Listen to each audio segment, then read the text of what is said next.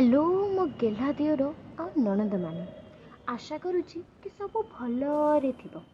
मो गप को ढेर सारा भल पाइबा पाई धन्यवाद। किंतु मु टिके कामर व्यस्त हो जाइथिली, सेइथिपाई गप लेखि पारु नथिली।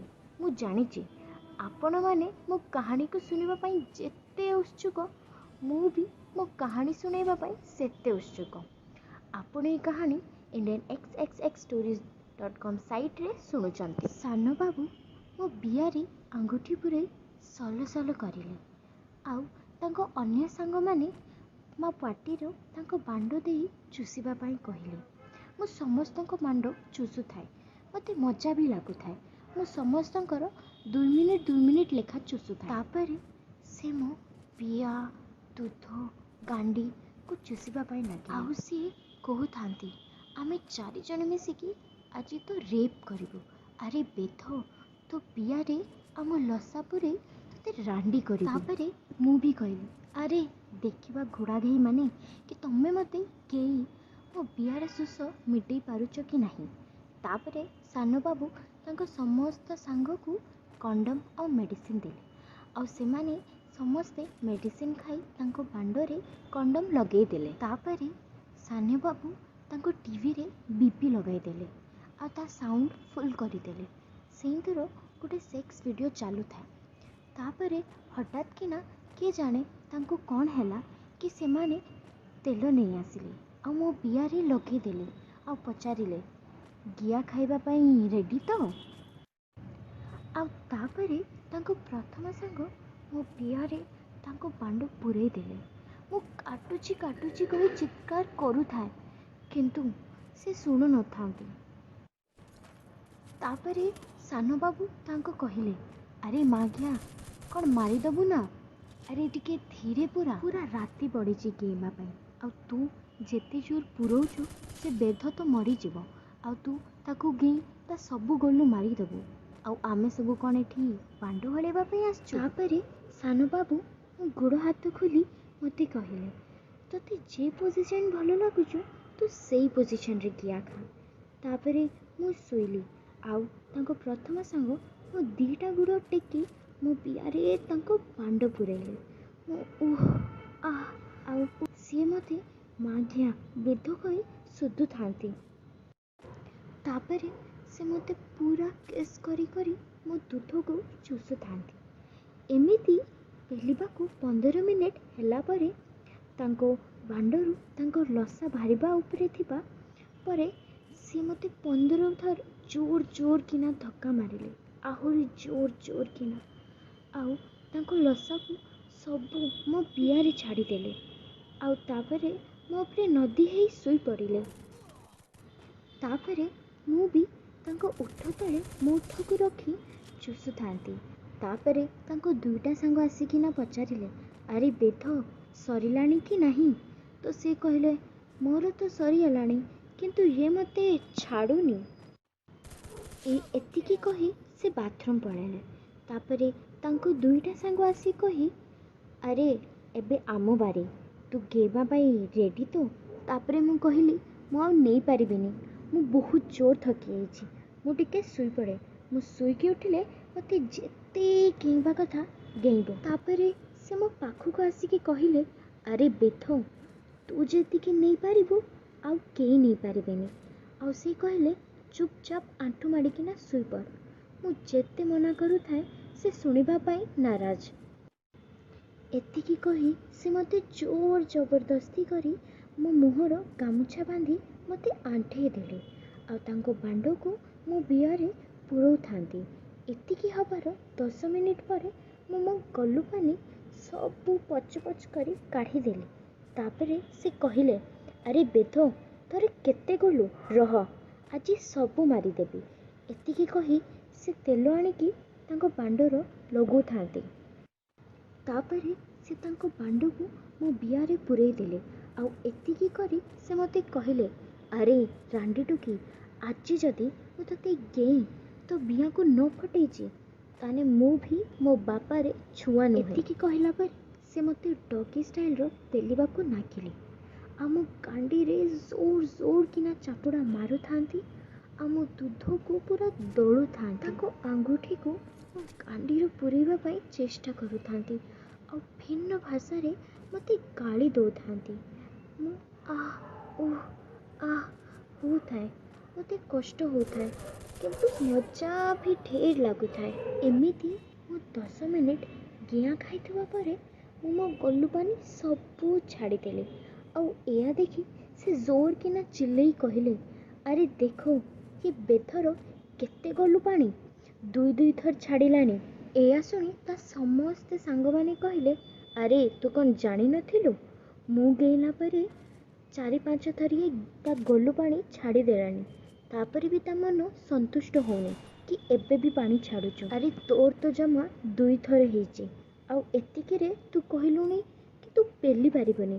ଆରେ ମା ଗିଆ, ଏମିତିରେ ତୁ କ'ଣ ପାଇଁ ଟୁକା ହେଇଛୁ? ତାପରେ ତାଙ୍କ ସେକେଣ୍ଡ ସାଙ୍ଗ ବି କହିଲା, ରହ ଆଜି ମୁଁ ତତେ ଗେଇଁ ତ ସବୁ ଗଲୁ ମାରିଦେମି, ନହେଲେ ଏ ରାଣ୍ଡି ଟୁକି ମୋତେ କମେଣ୍ଟ କରିବ କି ତୁ ତ 2 ଥରରେ ଥକିଗଲୁ, ତୁ କ'ଣ ମୋତେ ଗେଇବୁ। ଆପଣ ଏ କାହାଣୀ indianxxxstories.com ସାଇଟ୍ରେ ଶୁଣୁଛନ୍ତି। ଏହିସବୁ ଶୁଣିକି ତୃତୀୟ ସାଙ୍ଗ କହିଲା, ହଁ ବେ ମା ଘିଅ ଦଳ, ତମର କ'ଣ ଥରେ ପେଳିକି ମନ ଶାନ୍ତି ହେଲାନି ଯେ ଆଉ ଥରେ ପେଳିବା ପାଇଁ ସ୍ୱପ୍ନ ଦେଖିଲଣି? ଆଉ ଆମେ 2 ଜଣ କ'ଣ ଏଠି ହଲେଇବା ପାଇଁ ଆସିଛୁ ଖାଲି? ମୋ ପାଇଁ ବି କିଛି ରଖିଥାଉ, ନହେଲେ ମୁଁ ତମ ମାଣ୍ଡୁର ହିଁ ଗାଣ୍ଡି ମାରିଦେବି। ସେକେଣ୍ଡ ସାଙ୍ଗ, ଆରେ ଏଇଟା କ'ଣ ଜଲ୍ଦି ହେଉଛୁ ଯେ ସରିଯିବ, ରହ ତୁ ବି ଗେଇବୁ। ବେଶୀ ଛୁଡ଼ି ହନି, ନହେଲେ ତୋ ଗାଣ୍ଡିରେ ମୋ ପାଣ୍ଡ ପୂରେଇ ଦେବି। ତାପରେ ସାନ ବାବୁ କହିଲେ, ଆରେ ତମେ ସବୁ ଛୁଡ଼ି ହବ ପରେ, କିନ୍ତୁ ଫାର୍ଷ୍ଟ ଆକୁ ଗିଅ ଥରକାର। ତାପରେ ତାଙ୍କ ସେକେଣ୍ଡ ସାଙ୍ଗ ମୋତେ ଆହୁରି 15 ମିନିଟ୍ ଯାଏଁ ଗେଇଲେ ଆଉ ତାଙ୍କ ଲସା ବାହାରିବା ଉପରେ ହେଇଥିବାରୁ ମୋ ପାଟିରେ ତାଙ୍କ ପାଣ୍ଡ ପୂରେଇ ଦେଲେ ଆଉ କହିଲେ ଚୁଷିବା ପାଇଁ। ମୁଁ 5-6 ଥର ଚୁଷିଲି, ତାପରେ ତାଙ୍କ ଲସା ବାହାରି ପଡ଼ିଲା ଆଉ ସିଏ ମୋତେ କହିଲେ ମୋ ପାଟିରେ ଦେଇ କି ଏଟାକୁ ଖା। ତାପରେ ସେ ମୋ ଉପରେ ଶୋଇ ମୋ ଦୁଧକୁ ଚୁଷୁଥିଲା ଆଉ ମୋତେ କହିଲା, ବେଥ ତୁ ମୋ ରଖିତା ହେଇଯା, ମୁଁ ତତେ ଡେଲି ଗେଇବି। ସେଇଠୁ ମୁଁ ବି କହିଲି, ହଁ ଥରକର ଗେଇକି ତ ମନ ଶାନ୍ତି ହେଲାନି କି ମୋତେ ରାଣ୍ଡି କରି ରଖିବୁ। ଏଇଟା ଶୁଣି ସେ ହସିଲା ଆଉ ଉଠିକିନା ଫ୍ରେଶ୍ ହେବା ପାଇଁ ପଳାଇଲା। ତାପରେ ମୁଁ ବି ତାଙ୍କ ସହ ବାଥରୁମ୍ରେ ଗାଧୋଇବା ପାଇଁ ଯାଉଥିଲି। ତାପରେ ତାଙ୍କ ତୃତୀୟ ସାଙ୍ଗ ଆସିକିନା ଭିଡ଼ିଗଲେ ଆଉ ମୋତେ ବେଡ଼୍ରେ ପକାଇଦେଲେ ଆଉ କହିଲେ, ବେଥ ତୁ କେଉଁଠି ବାହାରିଲୁ, ରହ ମୁଁ ଆଗେ ତତେ ଭଲସେ ଗେଇଁଦିଏ, ତାପରେ ଯୋଉଠି ଯିବା କଥା ପଳେଇବୁ। କିନ୍ତୁ ମୁଁ କହିଲି, ଆରେ ରୁହ ମୁଁ ଟିକେ ବାଥରୁମ୍ରୁ ଫ୍ରେଶ୍ ହେଇକିନା ତାପରେ ମୋତେ ଯେତେ ଗେଇଁବା କଥା ଗେଇଁବ। ସେ କହିଲେ, ହଉ ଚାଲ ମିଶିକିନା ଯିବା। ତ ମୁଁ ବି କହିଲି, ହଁ ଚାଲ। ଆମେ ବାଥରୁମ୍ ଯାଉଥିବା ବେଳେ ସାନ ବାବୁ ଆଉ ତାଙ୍କ ସାଙ୍ଗ ପଚାରିଲେ, ଆରେ ତମେ 2 ଜଣ କେଉଁଠି ଯାଉଛ? ତାପରେ ମୁଁ କହିଲି, ମୁଁ ଟିକେ ବାଥରୁମ୍ ଯାଉଛି ଫ୍ରେଶ୍ ହେବା ପାଇଁ। ଆଉ ତାଙ୍କ ସାଙ୍ଗ କହିଲେ, ହଁ ମୁଁ ବି ଯାଉଛି, ଆ ସାଙ୍ଗ। ଏତିକି ଶୁଣି ସାନ ବାବୁ କିଛି କହିବା ଆଗରୁ ତାଙ୍କ ଅନ୍ୟ ସାଙ୍ଗ କହିଲେ, କ'ଣ ରୁମ୍ରେ ଗେଇଁ ପାରୁନୁ ଯେ ତାକୁ ବାଥରୁମ୍ ନେଇକି ଯାଉଛୁ ଗେଇଁବା ପାଇଁ? ତାପରେ ସେ କହିଲେ, ଆରେ ନାଇଁ ମୁଁ ଭାବିଲି କୁଆଡ଼େ ଖସିକିନା ପଳେଇବ ବୋଲିକିନା ମୁଁ ବି ତା ସାଙ୍ଗରେ ଯାଉଛୁ। ତାପରେ ସାନ ବାବୁ କହିଲେ, ଆରେ ରହ ତାକୁ ବାଥରୁମ୍ ଯାଇତେ ଦେ, ସେ ଟିକେ ଫ୍ରେଶ୍ ହେଇକିନା ଆସୁ, ସେ କୁଆଡ଼େ ବି ଯିବନି। ତାପରେ ମୁଁ ବାଥରୁମ୍ ଗଲି ଫ୍ରେଶ୍ ହେବା ପାଇଁ। ମୁଁ ଜାଣିପାରୁଥିଲି କି ମୋ ପଛେ କିଏ ଗୋଟେ ଆସୁଛି ଆଉ ମୁଁ ଠିକ୍ ଜାଣିଥିଲି କି ସିଏ ତାଙ୍କ ତୃତୀୟ ସାଙ୍ଗ। ମୁଁ କିଛି ନ କହି ବାଥରୁମ୍ରେ ପଶିଗଲି ଆଉ କବାଟ ଖୋଲା କରିକିନା ଗାଧୋଉଥିଲି ଆଉ ସିଏ ମୋତେ ଲୁଚିକିନା ଅନଉଥିଲେ। ମୁଁ ଗାଧେଇକିନା ଆସିଲା ପରେ ସେ ମୋତେ ଟେକିକିନା ନେଇଗଲେ। ମୁଁ କହୁଥାଏ, ଆରେ ରୁହ ମୁଁ ଟିକେ ପୁଛାପୁଛି ହେଇସାରେ। ସେ କହିଲେ, ଆରେ କିଛି ଦରକାର ନାହିଁ। ମୁଁ କହିଲି, ଆରେ ମୋତେ ନହେଲେ ଥଣ୍ଡା ହେବ। ସେ କହିଲେ, ଆରେ ଥଣ୍ଡା ହେଲେ ତୁ ମୋ ବାଣ୍ଡକୁ ଚୁଷି ନେବୁ, ସବୁ ଥଣ୍ଡା ପଳେଇବ। ତାପରେ ସେ ମୋତେ ବେଡ଼୍ରେ ଶୋଇକିନା ମୋତେ କିସ୍ କରୁଥାନ୍ତି ଆଉ ମୋ ଦୁଧକୁ ଜୋରରେ ଚିପୁଥାନ୍ତି ଆଉ ମୋ ଗୋଟେ ହାତ ଧରି ଆଉ ଗୋଟେ ହାତର ମୋ ବିଆରେ ଆଙ୍ଗୁଠି ପୁରେଇ ସଲସଲ କରୁଥାନ୍ତି। ଏତିକି ହେଲା ପରେ ସିଏ ତାଙ୍କ ବାଣ୍ଡକୁ ମୋତେ ଚୁଷିବା ପାଇଁ କହିଲେ। ମୁଁ ବି ତାଙ୍କ ବାଣ୍ଡ ଚୁଷୁଥାଏ। ଏମିତି ମୁଁ 5 ମିନିଟ୍ ଯାଏ ତାଙ୍କ ବାଣ୍ଡ, ତାପରେ ସିଏ ମୋତେ ଶୋଇକିନା ମୋ ବିଆକୁ ଚୁଷିବା ପାଇଁ ଲାଗିଲେ। ଆଉ ମୁଁ ବି ହାଲକା ହାଲକା ତାଙ୍କ ବାଣ୍ଡକୁ ହଲଉଥାଏ। ଏମିତି 2-3 ମିନିଟ୍ ପରେ ତାଙ୍କ ବାଣ୍ଡ ପୁରା ଲୁହା ଯାଏଁ ଶକ୍ତ ହେଇଗଲା। ଆଉ ସେ ଠିଆ ହେଇ ପଡ଼ିଲେ ଆଉ ମୋତେ ପଚାରିଲେ, ବେଦ କେଉଁ ପୋଜିସନରେ ଗିଆ ଖାଇ? ମୁଁ ବି କହିଲି, ତୁମକୁ ଯେଉଁଟା ଭଲ ଲାଗୁଛି, ଯେଉଁ ପୋଜିସନ୍ ମୋତେ ସେଇଥିରେ ଦିଅ। ମୁଁ ଆଉ ରହିପାରୁନି, ମୋତେ କିଅ, ନହେଲେ ମୋ ଗୋଲୁ ସବୁ ମରିଯିବ। ଜଲ୍ଦି ଘିଅ। ଆପଣ ଏ କାହାଣୀ indianxxxstories.com ସାଇଟ୍ରେ ଶୁଣୁଛନ୍ତି। ଏତିକି ଶୁଣି ସେ ମୋ 2ଟା ଗୋଡ଼କୁ ଟେକି ଦେଇ ତାଙ୍କ ମୋଟା ଲମ୍ବା କଳା ବାଣ୍ଡକୁ ମୋ ବିଆ ପାଖରେ ରଖି ସଟ୍ କିନା ପୂରେଇ ଦେଲେ। ମୁଁ ମରିଗଲି କରି ଏରଙ୍କ ଚିତ୍କାର କରୁଥାଏ ଆଉ ସିଏ ଜୋର ତାଙ୍କ ବାଣ୍ଡକୁ ମୋ ବିଆରେ ପୁରଉଥାନ୍ତି। ତାପରେ ମୁଁ କହିଲି, ଆରେ ବେଦ ଛୁଆ, ଏମିତି କ'ଣ ଗେଉଁଛୁ? ତତେ କ'ଣ ଦେଖିବା ଆସେନି?